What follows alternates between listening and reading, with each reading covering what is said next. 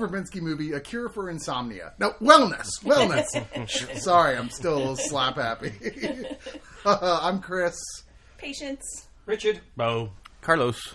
Yeah, this is... I gotta say, I was really anticipating this film because I love Gore Verbinski's take on The Ring. I thought it was actually one of the best remakes of a movie, maybe ever. It's actually better than the original Japanese film. Also, the trailer for this did promise you an awful lot of eels. Yeah, and which it delivered on. It really? Some eels, but if this was a shorter film and kept the number of eels, it would have a decent eel to moment ratio. This was Don't Fear the Reaper for eels if you substitute them for cowbell. Because every fucking scene they did, obviously Gore Verbinski or somebody else said, you know what would make this creepier? Eels. More eels. Throw in more eels! I could have done with more eels.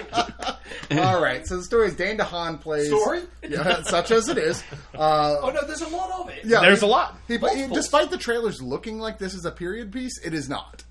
It's modern day. He's an ambitious young executive working at a big, I guess, law firm? Stock firm? No, it's a finance company. Finance company? Yeah. And basically he gets caught doing something he shouldn't have been doing, but they're like, well, rather than just fire you, we actually need you to do something for us. See, one of the main stockholders of this company, Mr. Pembroke, I believe was his name. Yes. Was that actor the guy who played the mayor in Buffy? He looked similar. Yeah, I think it was. I think it was. He's just gotten so much older. Yeah, and he's a giant eel. So I'm just saying.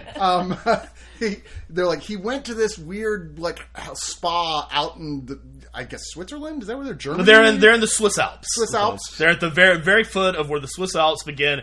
It's this very storybook-looking place. Yeah. To the extent that when they're driving through the town and they're like, oh, you're going up to the sanitarium, and then they give this, and here's Castle Frankenstein on the top of the Alps. I was waiting for, wolves with red eyes to run by the car. I was waiting for the werewolves. Yeah. Werewolves. Well, anyway, so, he wrote us this weird cryptic letter about, I'm not coming back, and humanity is sick. Yes. And I'm sick, too, which is why I'm staying at the spa. So, you need to go to the spa and get him back at all costs. And he gets there, he meets the guy who runs the place, Jason Isaacs, who right off the bat, you're like, evil! Evil and terrible at Middle European accents. Dane DeHaan gets injured, breaks his leg, wakes up in the place, and they're like, okay, well, you can't leave now. You gotta stay. Which they always find another excuse. There's always another reason. You can't get cell phone service there, so we can't call back. No, we called your people. It's gonna be fine. It doesn't help the fact that even though they're behaving shady as fuck through the whole thing, Dane DeHaan's always like, well, I'm going to bring this to the attention of the authorities at this hospital. And it's like, no, they're the bad guys. You haven't figured this out yet. He literally had 3 opportunities to escape, and he kept going back. If nothing else, it's just call an Uber and go to fucking Geneva, dude, and do something. Yeah, so most of this movie, the bulk of it, is him wandering around the Overlook Hotel. And slowly going deeper into the bowels of the place on his search to try and find out what's the deal with this guy Pemberton. I gotta find a way to get him out of here. And then realizing, hey, there's a lot of fucking eels around this place. Is something gonna fucking happen in this movie yet? What is going on? It's just, there's so much aimless wandering from scene to scene and lots of red herrings that lead nowhere. Those are red herrings. They're red eels. They're red eels. But they're not eels. even particularly good red herrings because the plot's completely predictable about a good 45 minutes. Well, that's the thing is they throw in so much of this red herrings to throw you off the fact that you knew exactly what was going on in the first 20 minutes of the film. What the big But then they keep layering it, and you're just like, the main interest for me that got me through this movie is just what the fuck are they going to do to sum all this shit up? Yeah. How does all this piece together? And the answer is only kinda. Only kinda. Yeah, when you finally get to the ending, it just feels so... It's like the movie is so in love with itself the whole time, and then at the end, it's so campy and goofy. Dumb. And then you're sitting yourself going, this is exactly what I thought it was going to be in the beginning. What was all that other nonsense about? Let's just go to final thoughts here. Carlos, why don't you lead us off? I thought they were going to accidentally find Keanu Reeves wandering through the castle, trying to fight his way out of that Dracula's castle. So, I'm going to say 52 out of 127 burning eels. Yeah, I think a lot of this problem is the kind of you alluded to is that it never really doubts itself, and that's a flaw because there are a lot of times where somebody should have taken a step back and go like, is this meshing? Because I don't feel like it's meshing. And so what you end up is getting kind of this horror movie by collage with, 5 or 6 different elements that, it's like making a soup with stuff that doesn't taste good together.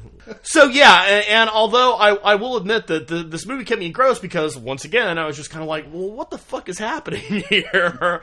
By the time that it comes to the payoff, and I use that term extremely loosely, there's just no satisfaction at all. You're just kind of like, all right, well, I guess we got here. I'm not going to mince anything about it. I give it 4 eels. God bless Gore Verbinski for trying to do something different. I mean, this is a man who could coast within the studio system quite easily and probably just make Pirates of the Caribbean movies until the end of time. He did try and do something, erratic and off the wall.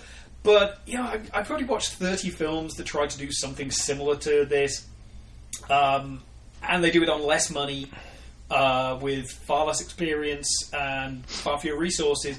And at least they're wacky and short enough to get away with it. This just feels like a very talented director going, screw you guys, I can do whatever I want. And it's like, no, you can't do whatever you want. You do at some point have to work out, does this work? And he never does. Honestly, save your money on a ticket and go buy a copy of a film called Horsehead, which came out through Artsploitation a couple of years ago. Equally insane, much better. I give this 4 burning cultists out of 10. Nice. Patience? I really like what Bo said about it being a collage. It rings really, really true. It's a mishmash. The movie's predictable early on. Lots of unnecessary moments. But I do like how it was a beautiful movie. It was there was a lot of beautifully grotesque moments that I appreciated. So visually, I liked it. Plot-wise, it just wasn't there. I give it a dozen. So it is a Tarsem Singh movie. Yeah. I give it a dozen old lady titties out of 30. There were a lot of old lady titties. See, there's the Shining homage. Flat man ass as well. True. Yeah, I feel about this in maybe not, definitely not with as much disdain, but in for a lot of the same problems I had with Crimson Peaks. They're both movies that are trying to capture a earlier style of horror film, and somehow through trying to update it with modern techniques and modern sensibilities and throwing in too much camp, it just kind of becomes unwatchable. At least for me. I don't know. I know some people like Crimson Peaks. I was famously not one of them. Yeah. Horrible movie! So wrong. Anyway, the biggest issue here is just it just goes on so fucking long. I couldn't believe how long this felt it was. I mean, when it was finally looked like it was heading into the home stretch, I swear to God, I almost cheered. I was like, wait, I think this is really the beginning of the 18th act. Thank God. There was a person asleep in our row. I believe it. I'm sure there's more than one person asleep in that theater. It was Martin. He's been known to do that. I mean, Dane DeHaan is good like he always is, but he's also miscast here, I thought. But there are a few moments here that I gotta hand it to whoever was like, we gotta give a couple scenes in here. They're gonna make every person in this audience start screaming and averting their eyes. Yeah, there's a few dental-related moments here. Those are I think that just Dane DeHaan's face in general. Especially in the last shot, where you're God. like, why are you making that face right now? It's so creepy. No, there's some dental horror in here that is as rough as anything I've ever seen. I cringed, and I rarely cringed. But, aside from some neat visual stuff, some in general beautiful cinematography, I felt this was really kind of a train wreck, really, of a movie.